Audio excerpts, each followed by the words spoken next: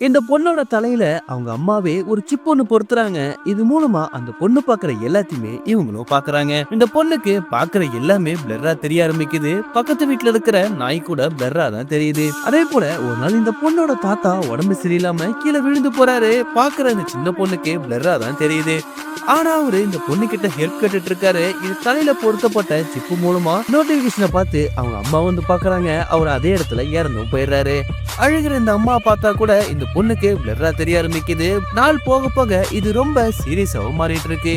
இந்த பொண்ணு பாக்குற எல்லாமே பிளர்ரா தெரிஞ்சாலும் ரத்தமும் பிளர்ரா தெரிய ஆரம்பிக்குது. இந்த பொண்ணு பென்சில் மூலமா அவங்க விரல்ல குத்துறப்போ அதுல இருந்து வர ரத்தம் இந்த பொண்ணுக்கு பிளர்ரா தெரியுது. இதை தெரிஞ்சுக்க மறுபடியும் இந்த பொண்ணு பென்சிலால குத்த ஆரம்பிக்கிறாங்க. சிப்போட நோட்டிபிகேஷனை பார்த்து அவங்க அம்மா வந்து பாக்குறப்போ அவங்க அம்மாவையே இந்த பொண்ணு அடிச்சிடுறாங்க. இந்த பொண்ணு சிப்பு மூலமா பாதிக்கப்படுற விஷயமும் அவங்களுக்கு தெரியுது. கடைசியில சிப்பை யூஸ் பண்ணக்கூடாதுன்னு சொல்லிட்டு அவங்க அம்மா அந்த டேப்லெட்